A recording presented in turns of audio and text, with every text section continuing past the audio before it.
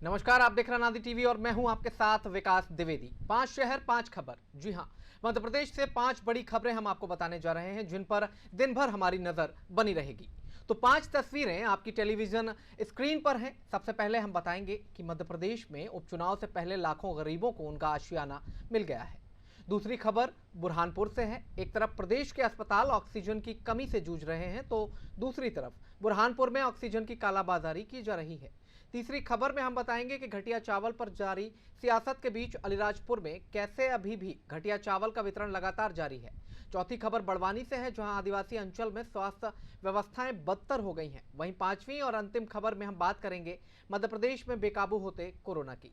इन 5 खबरों को हम पूरे विश्लेषण के साथ आपके सामने रखेंगे। सबसे पहले बात करेंगे गरीबों को मिले आशियाने की। मध्य प्रदेश में उपचुनाव से पहले बड़ा दांव चलते हुए सरकार ने करीब 2 लाख गरीबों को गृह प्रवेश करवाया है। प्रधानमंत्री नरेंद्र मोदी ने मध्य प्रदेश में प्रधानमंत्री आवास योजना के तहत बने 1,75,000 घरों के गृह प्रवेश कार्यक्रम का उद्घाटन किया है। इस कार्यक्रम में मध्य प्रदेश के मुख्यमंत्री शिवराज सिंह चौहान मौजूद रहे। कार्यक्रम की शुरुआत में प्रधानमंत्री मोदी ने सबसे पहले पक्का घर पाने वाले कुछ लाभार्थियों से बात की, जिसमें धार, ग्वालियर, सिंगरौली के लोगों से भी पीएम मोदी ने संवाद किया। इसके बाद मोदी ने अपने संबोधन में कहा कि अब मध्य प्रदेश के 2.25 लाख ऐसे परिवार जो आज अपने घर में प्रवेश कर रहे हैं, जिनका गृह प्रवेश हो रहा है, उनको भी मैं बहुत बधाई देता हूं, शुभकामनाएं देता हूं।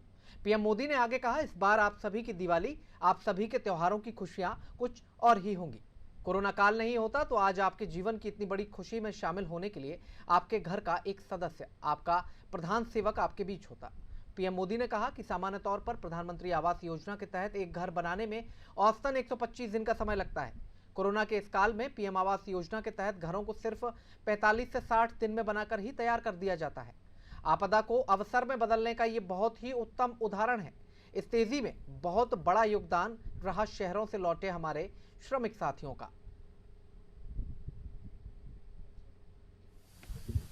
नमस्कार प्रधानमंत्री जी। क्या शुभ नाम आपका? नेहरू। बताइए। अभी तो हमारे गांव और सरदारपुर तहसील और जिला के सभी गरीब और भाई बहनों के ओर से हम सभी शुभकामना देते हैं। जो हमारे गरीब भाई को मकान मिले हैं उसके सबको तरफ से मैं शुभकामनाएं देता हूं।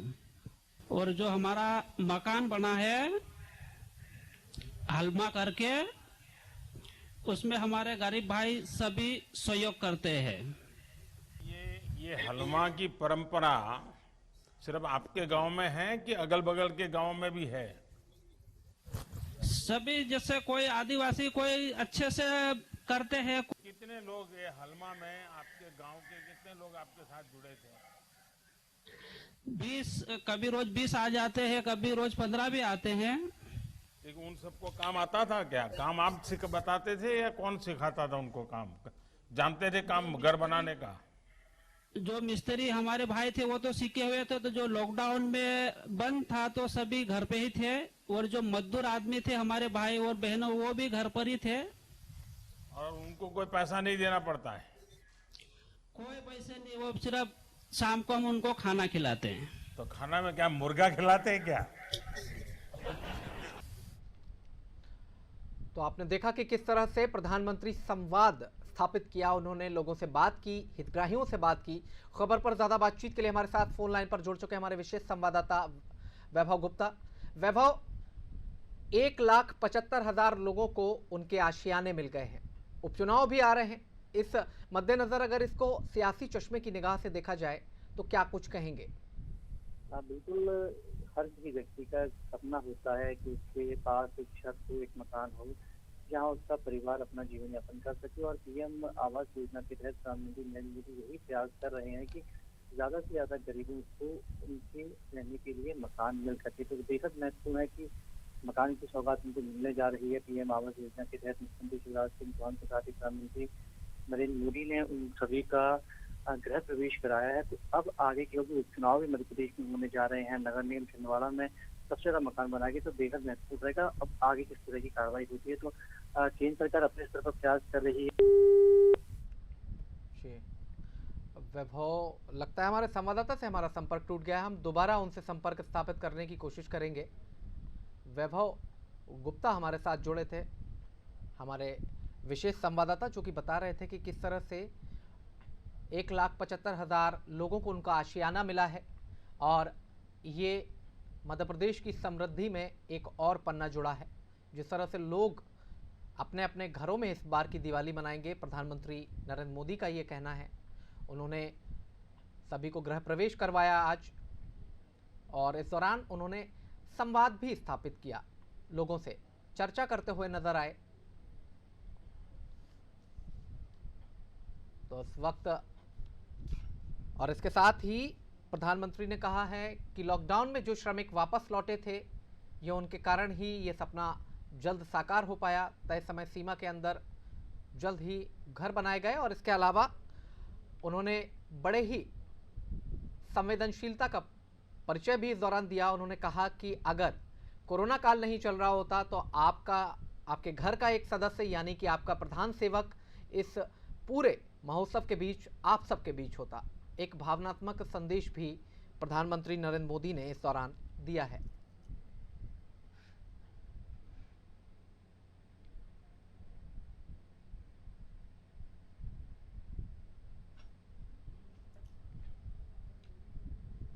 मध्य प्रदेश के अस्पतालों में भर्ती मरीजों की सांसें इन दिनों गुजरात, महाराष्ट्र और छत्तीसगढ़ से मिलने वाली ऑक्सीजन पर टिकी हैं।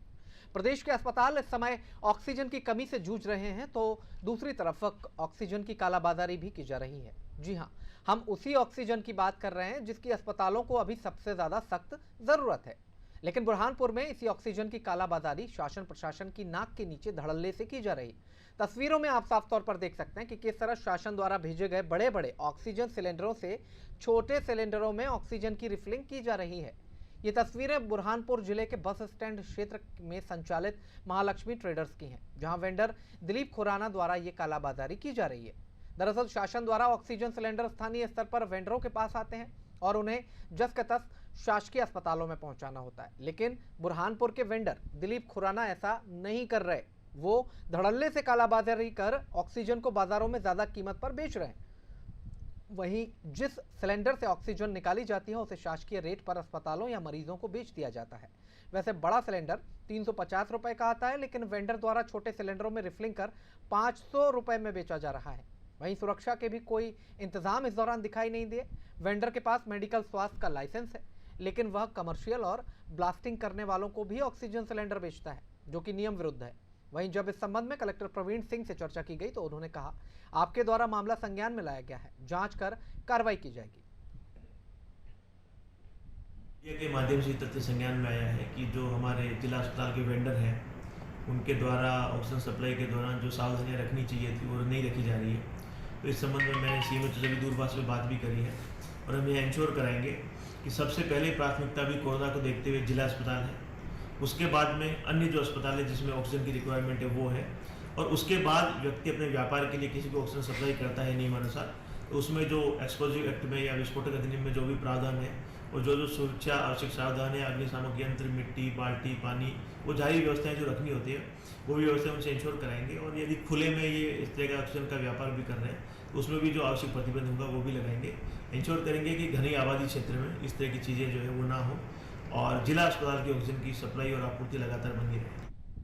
तो ये प्रतिक्रिया हमने आपको सुनवाई। इसके बाद हमसे जानकारी साझा करने के लिए फोन लाइन पर हमारे साथ मौजूद है हमारे संवाददाता खेमराज। खेमराज, जिस तरह की तस्वीर निकल करके आई है, ऑक्सीजन कितनी महत्वपूर्ण है कोविड काल में, ये सभी बखूबी जानते हैं। कमी भी आने की आशंका चल रही है। उसके बाद सरकार आश्वासन भी देती हुई नजर आई कि हम कर लेंगे, कहीं से भी इंतजाम करेंगे, लेकिन प्रदेश में ऑक्सीजन की कमी नहीं होने दी जाएगी। अब इस सब के बीच में अगर इस तरह की कालाबाजारी हो रही है तो फिर क्या माना जाए? सरकार की मंशा पर पानी फेर रहे हैं ये वेंडर, जिन पर मॉनिटरिंग नहीं हो पा रही है जिनकी प्रॉपर तरीके से, या जिन पर प्रशासन का नियंत्रण दिखाई नहीं देता, क्या कुछ कहेंगे? ये मैं यहाँ बताना चाहूंगा, यदि प्रशासन का नियंत्रण इस वेंडरों पे होता तो ये सरेआम कालाबाजारी नहीं करते। जिस तरह का दिन में मेन रोड के ऊपर रिफिलिंग हो रही है उसके देखने के बाद में भी प्रशासन मूक दर्शक बना हुआ है। यदि मीडिया द्वारा ये सवाल उठाए जाते हैं तो यदि वहां पर सुरक्षा के पर्याप्त इंतजाम नहीं है, जबकि अमूमन देखा यह जाता है कि जो गैस सिलेंडर से ऑक्सीजन का जो सिलेंडर होता है ये आबादी से बाहर होना चाहिए, जबकि ये मेन हाईवे के ऊपर ओपन दुकानों में सरेआम वहां पर रिफिलिंग हो रही है और वेंडरों की कालाबाजारी ऑक्सीजन सिलेंडरों की हो रही है। जी खेमराज, जिस तरह से मुख्यमंत्री बहुत संवेदनशील हैं पूरे मामले को लेकर, चिकित्सा स्वास्थ्य मंत्री विश्वास सारंग की ओर से भी बयान आया था, तमाम नेताओं की प्रतिक्रियाएं आ रही हैं कोविड संक्रमण को देखते हुए कि कहीं कोई कमी नहीं होने दी जाएगी। स्थानीय जनप्रतिनिधि भी होंगे वहां पर, उन्हें क्या ये नजर नहीं आता कि उनके क्षेत्र की जनता की ऑक्सीजन की कालाबाजारी की जा रही है? उनके क्षेत्र की जनता को इसका लाभ मिलना चाहिए, उनकी जरूरत की चीजों की कालाबाजारी की जा रही है, तो वो हस्तक्षेप क्यों नहीं करते?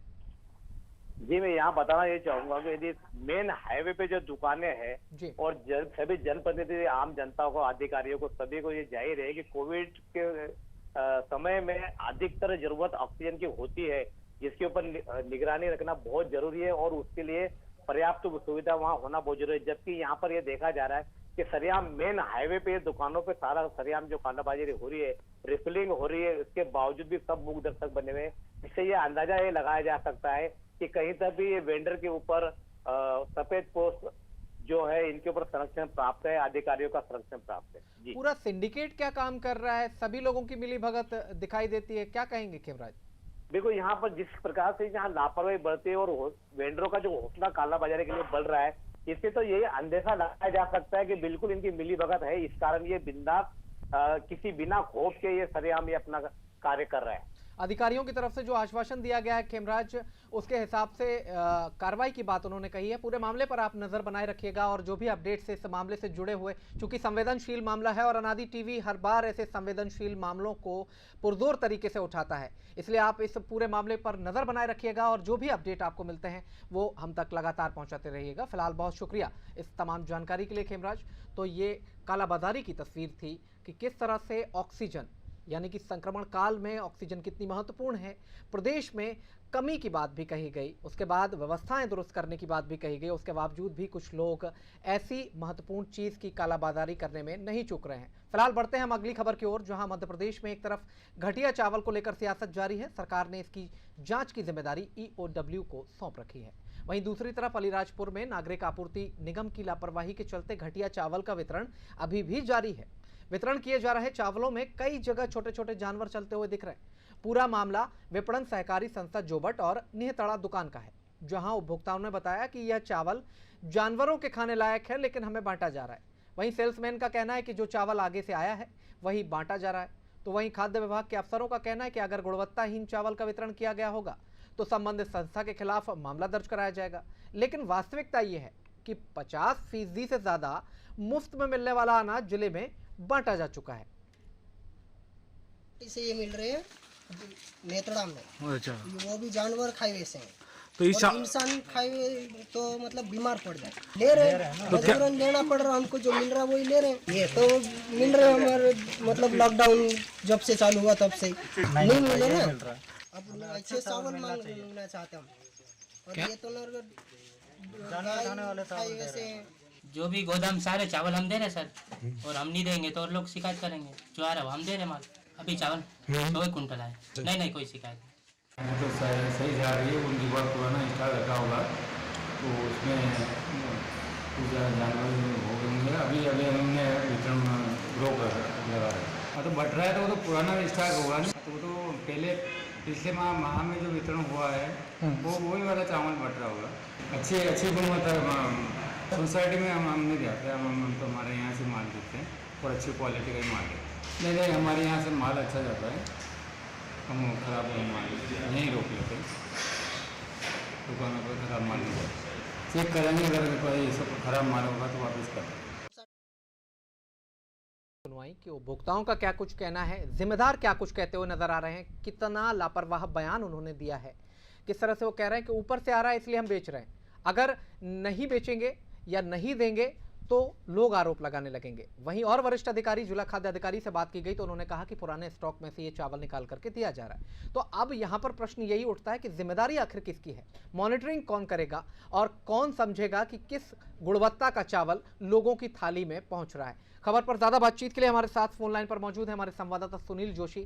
सुनील, उपभोक्ताओं ने प्रतिक्रिया दी है, अधिकारियों ने अपनी बात रख दी है, सभी लापरवाही भरे बयान उनकी तरफ से आए हैं, जिम्मेदारी से बचते हुए नजर आए हैं, फिर भी उसके बाद आम उपभोक्ता यानी कि जिसके लिए सरकार ने ये आवंटित किए गए हैं चावल, जिनकी थाली में परोसने की तैयारी की गई है, उनकी थाली तक तो खराब ही चावल पहुंच रहा है। क्या कुछ कहेंगे?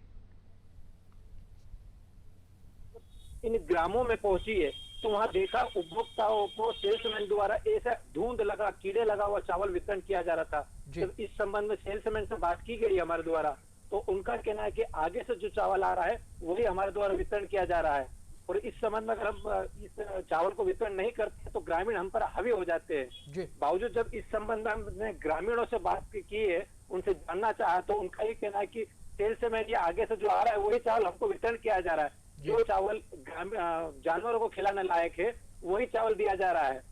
जी सुनील, इसके बाद एक सवाल और भी आता है, जिस तरह से अधिकारी एक दूसरे पर ठीकरा फोड़ते हुए नजर आ रहे हैं, जो दुकान संचालक हैं या जो विक्रेता हैं वो कहते हुए नजर आ रहे हैं कि ऊपर से आ रहा है, और ऊपर के अधिकारी कहते हैं कि हमने अच्छी क्वालिटी का चावल दिया, ये पुराना स्टॉक का चावल बांटा जा रहा है। क्या माना जाए? अधिकारियों का यही कह रहा है कि ये चावल जो आया था हमने हमारे द्वारा अच्छा चावल भेजा गया था जी। और इस तो सुनील, रास्ते में कहां ये चावल बदल गया? रास्ते में आते आते चावल खराब हो गया? जी सुनील, अधिकारियों की जिस तरह से प्रतिक्रिया आ रही है वो कह रहे हैं हमने अच्छा चावल भेजा है, और यहाँ वो कह रहे हैं कि हम तक खराब चावल आया है, तो पूरे केवल रास्ते के सफर में ही चावल खराब हो गया? जी बिल्कुल, यही अब एक प्रश्न खड़ा होता है कि अधिकारी जहां बता रहे हैं कि हमारे द्वारा अच्छा चावल भेजा गया था, और वहीं सेल्समैन का कहना है कि जो चावल हमारे पास आया है वही वितरण किया गया है। चलिए, आप देखिए, पूरे मामले पर नजर बनाए रखिएगा, लेकिन ये हैरत में डालने वाला विषय है। एक तरफ से चावल चलता है, और चावल चलता हुआ जैसे ही गोदाम तक पहुंचता है, दुकानों तक पहुंचता है, तो उसकी क्वालिटी खराब हो जाती है। अब ये समझ में नहीं आता कि आखिरकार सैकड़ों किलोमीटर के सफर में ये चावल कैसे खराब हो सकता है। आइए फिलहाल बढ़ते हैं अगली खबर की ओर, जो कि बड़वानी जिले से है, जहां आदिवासी अंचल पार्टी में स्वास्थ्य सेवाओं की हालत बदतर है।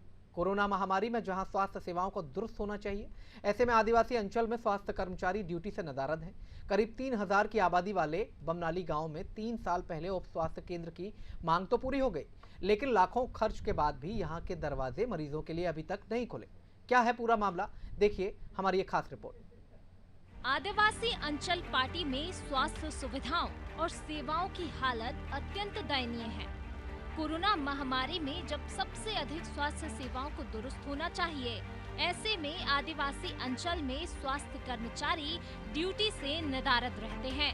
ग्राम बमनाली में लाखों रुपए खर्च कर उप स्वास्थ्य केंद्र भवन का निर्माण हुआ, पर महीनों बीतने के बाद भी यहाँ के दरवाजे नहीं खुले हैं, बल्कि देखरेख के अभाव में सरकारी अस्पताल असामाजिक तत्वों की अनैतिक गतिविधियों का अड्डा बना हुआ है।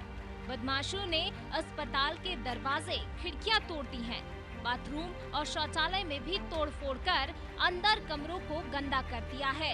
इलाज के लिए मरीजों को अब भी 12 किलोमीटर का सफर तय कर पार्टी अस्पताल जाना पड़ रहा है। ये मतलब ठेकेदार ने बनाया था इसको, कम से कम 3 साल के लगभग हो गया है, और उसने बनाया भी ऐसा कि मतलब टूटा फूटा कहीं मतलब काम में यूज में नहीं आया, ऐसा बनाया।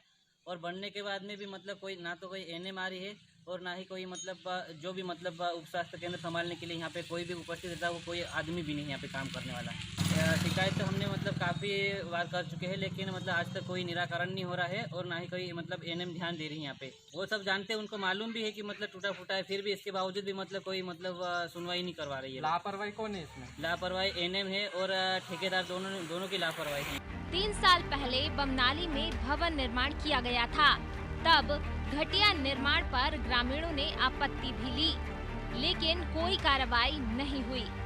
3000 की आबादी वाले बमनाली में उप स्वास्थ्य केंद्र की मांग तो पूरी हुई, पर यहाँ पदस्थ एएनएम कभी मुख्यालय पर नहीं रही। टीकाकरण के लिए जरूर हफ्ते में एक बार गांव आती है, वहीं एएनएम क्षतिग्रस्त भवन में रहना नहीं चाहती। उसने भवन मरम्मत के लिए बीएमओ कार्यालय से राशि की मांग की है। ये मुझे पहले हैंड ओवर न किया गया था, उससे पहले से ये क्षतिग्रस्त है। हैंड ओवर बाद में हुआ है। इस संबंध में आपने कहाँ शिकायत करी? थाने पे करी थी पार्टी। क्या हुआ? उन्होंने शिकायत का कागज लिख लिया, बस बाद में कुछ नहीं आया। कोई आया भी नहीं देखने, न कहीं हुआ भी नहीं। इसके मरम्मत के लिए, पेमेंट के लिए मैंने खाता वाता खुलवा के दे रखा है पार्टी अस्पताल में, और बीएमओ सर को मौखिक रूप से बोला भी है कि सर पेमेंट डलवा दो, मैं इसको करवा देती हूँ। और रहने के लिए मैं मना नहीं करती, वो सही हो जाएगा तो मैं खुद रहूँगी वहाँ। और पहले मैं इसलिए नहीं रही कि वो क्षतिग्रस्त था, तो उसमें मैं कैसे रहती। आंगनवाड़ी वगैरह में गोली वगैरह रख जाती हूँ, और जब भी मैं दूसरे दिन वापस आती हूँ तो दे देती हूँ, नहीं तो फिर पार्टी अस्पताल की राय देती हूँ। उधर बीएमओ भी जर्जर होते जा रहे भवन की मरम्मत करवाकर एएनएम को मुख्यालय पर रहने की सलाह दे रहे हैं। जी, बमनाली का उपस्वास्थ्य केंद्र क्षतिग्रस्त है, उसके लिए एएनएम को, संबंधित एएनएम को दिशा निर्देश जारी कर दिए गए हैं और उसे रिपेयर कराने के लिए कहा गया और मुख्यालय पर रहने की सलाह दी गई है। जी, संबंधित एएनएम को हमने 3 से 4 बार पत्र जारी कर चुके हैं इस संबंध में, और उन्होंने आश्वस्त किया है कि 4 से 6 दिन में वो काम पूर्ण करवा लेंगे। जी, इस संबंध में संबंधित एएनएम को 3 से 4 बार पत्र जारी कर चुके हैं। इसके बावजूद इसके समस्या का हल नहीं किया? जी, संबंधित एएनएम ने आश्वस्त किया था कि मैं कार्य पूर्ण करवा लूँगी, लेकिन अभी तक नहीं करवाया है, तो उसे मैं देख लेता हूँ। तो देखा आपने, लाखों रुपए खर्च कर गरीब और जरूरतमंदों के लिए उप स्वास्थ्य केंद्र बनाया गया था, लेकिन स्वास्थ्य विभाग की उदासीनता के चलते जर्जर हो गया। बड़वानी से रूपेश दवानी की रिपोर्ट। तो ये तस्वीरें आपने देखी कि किस तरह से एक भवन बना हुआ है, लेकिन उसके बावजूद स्वास्थ्य सेवाएं जिनके लिए ये भवन का निर्माण करवाया गया था कि उन आदिवासियों को इसका लाभ मिले जो कि समाज की मुख्य धारा से कटे हुए हैं, उनके लिए इसका निर्माण करवाया गया था, लेकिन आज तक उनको इन स्वास्थ्य सेवाओं का लाभ नहीं मिल सका है। खबर पर ज़्यादा जानकारी के लिए हमारे साथ फोन लाइन पर मौजूद है हमारे संवाददाता रूपेश। तस्वीरें बहुत कुछ बयां कर रही हैं, अब हम चाहते हैं कि आप ही अपनी तरफ से अपनी प्रतिक्रिया दें। विकास, साफ तौर पर अनादि टीवी की रिपोर्ट में दिख रहा है कि किस तरह से आदिवासियों के हितों की अनदेखी कर शासन के पैसे का दुरुपयोग किया जा रहा है। आदिवासियों के लिए जो स्वास्थ्य सेवाओं के लिए, उनके लिए जो उप स्वास्थ्य केंद्र का निर्माण करीब 3 साल पहले कराया गया था, आप देख सकते हो कि एक छोटी सी सिर्फ हस्तांतरित करना था उस भवन को, और उसके बाद में एएनएम जब अपने और हैंडओवर कर लेती तो वहां पर वो निवास कर सकती थी, वहां के स्थानीय लोगों को वो अपनी सेवाएं दे रखी। शासन के स्पष्ट निर्देश है कि इस तरह की जो ग्रामीण स्वास्थ्य सेवाएं हैं उसके लिए एएनएम की नियुक्ति की जाती है, और वो जो ग्रामीण स्वास्थ्य कार्यकर्ता है वो वहीं मुख्यालय पर निवास करके गांव में जो प्राथमिक उपचार है वो करे। किंतु यहाँ पर देखिए अनदेखी, इतना ही जो टोपोग्राफी एकदम पहाड़ी हिली एरिया है, और वहां पर रॉकी होने के बावजूद भी वहां पर इस तरह रूपेश, लेकिन अगर पूरे मामले पर निगाह डाली जाए तो अंतोगत्वा इतना कहा जा सकता है कि पूरे के पूरे मामले को देखने के बाद इसका जो भी परिणाम है वो उन आम जनमानस को भुगतना पड़ रहा है जिनके लिए सरकार ने ये सुविधाएं दी हैं और जिनके लिए ये भवन निर्माण करवाया गया था ताकि उनको बेहतर स्वास्थ्य का लाभ मिले। बिल्कुल विकास, क्योंकि 12 किलोमीटर अगर आदिवासियों को जाना पड़ रहा है पैदल चलकर, तो इसकी उपयोगिता क्या है फिर लाखों रुपए जो खर्च किए गए हैं। जी बिल्कुल सही बात है। चलिए रूपेश, बहुत शुक्रिया हमसे जुड़ने के लिए और जानकारी साझा करने के लिए। तो इस वक्त ये जो तस्वीर हम आपको दिखा रहे थे, जिन आदिवासियों के हितों की लगातार बातें की जाती हैं, उन आदिवासियों के हितों के साथ कैसा खिलवाड़ किया जा रहा है, प्रशासनिक लापरवाही का एक जीता जागता ये नमूना हमने आपको दिखाया है। फिलहाल बढ़ते हैं अगली खबर की ओर, जहां मध्य प्रदेश में कोरोना ने अब तक का सबसे बड़ा विकराल रूप धारण कर लिया है। अब तक के सभी रिकॉर्ड को तोड़ते हुए प्रदेश में 24 घंटे में कोरोना के 2240 नए मामले आए हैं, जिसके बाद प्रदेश में कोरोना संक्रमितों का आंकड़ा 83,600 के पार पहुंच गया है। ऐसा अनुमान है कि जल्द ही प्रदेश में ये आंकड़ा 1 लाख के पार पहुंच जाएगा। प्रदेश में पिछले 24 घंटों में कोरोना से 30 लोगों ने दम तोड़ दिया है, जिसके बाद प्रदेश में कोरोना से मरने वालों का आंकड़ा भी 1691 पर पहुंच गया है। हालांकि राहत की बात यही है कि प्रदेश में अब तक 62,600 से ज्यादा मरीज कोरोना से जंग जीत चुके हैं। वहीं प्रदेश की राजधानी में भी कोरोना को लेकर स्थिति चिंताजनक बनी हुई है। भोपाल में रोज 200 के पार मरीज मिल रहे हैं।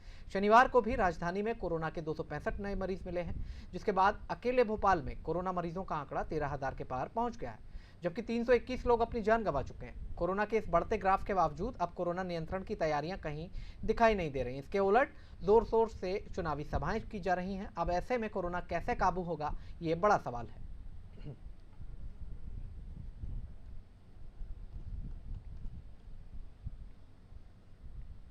तो ये 5 तस्वीरें हमने आपको दिखाई हैं कि किस तरह से एमपी में कोरोना बेकाबू हो रहा है लगातार, और प्रदेश में जिस तरह से स्थितियां कोरोना को लेकर के बन रही हैं उससे जुड़ी हुई तमाम खबरें हमने आपको दिखाई, पूरा का पूरा विश्लेषण आपके सामने प्रस्तुत किया। 5 तस्वीरें 5 शहरों से हम आपको दिखा रहे थे, और इस बुलेटिन में फिलहाल इतना ही। आप बने रहिए अनादि टीवी के साथ। नमस्कार।